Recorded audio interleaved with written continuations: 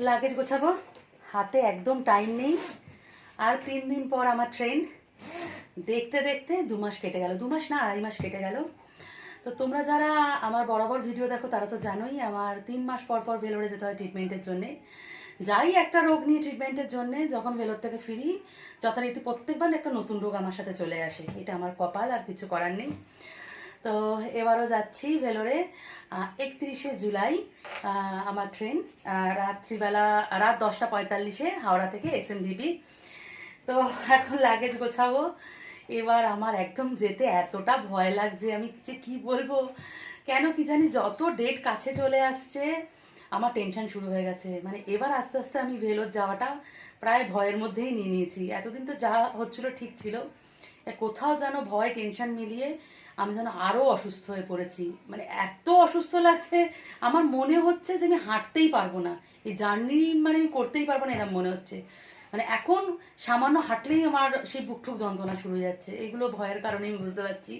আর সব থেকে আরও একটা বিষয় যেটা হচ্ছে, মানে এই এমন একটা পরিস্থিতি এসে দাঁড়িয়েছে, আমাকে আর গৌতমকে এবার একটা সাংঘাতিক মানে ডিসিশন নিতে হয়েছে।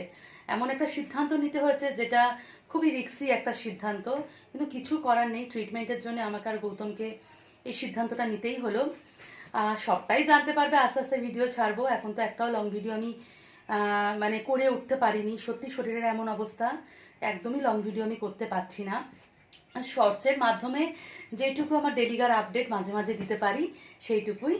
তো আপাতত এখন লাগেজ গুছিয়ে নিই। একটা ব্যাগ আমার সবসময় রেডি থাকেই, এতে আমার সব কিছুই প্রায় যেগুলো দরকারি জিনিস, এই বেড কাভার থেকে শুরু করে এই মেডিকেল রিপোর্ট টিপোর্ট একদম গোছানো থাকে। এইভাবেই আমি রেখে দিই, কারণ 3 মাস পর পর যেহেতু বেরোতে হয়, এরপর যেগুলো যাবে সেগুলো শুধু একটু করে করে গুছিয়ে নেব। তো তোমরা অনেকেই জানতে চেয়েছিলে, দিদি কবে যাচ্ছ, ট্রেন কবে, কোন ট্রেনে যাচ্ছ। তো এই যেটা তোমাদের জানাবার জন্যে আমি আসলাম আজকে।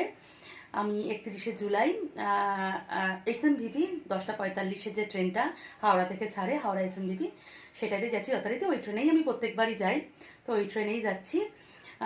তো হোটেলে আমি যথারীতি শুভমেই উঠি, শুভম রেসিডেন্সিতে। শুভমেও ফোন করে আমি মানে বুকিং করে নিয়েছি, রুম বুকিং করে নিয়েছি।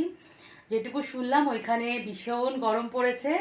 আর আরেকটা যেটা শুনলাম, গ্যাসের দাম আপাতত আমি জানতে পারলাম 2 কেজি গ্যাস 650। তো আমি মানে ট্রিটমেন্ট করব না খাওয়া দাওয়া করব কি করব কিচ্ছু জানি না। তো যাই হোক, দেখা যাক। তো চলো, ভালো থেকো।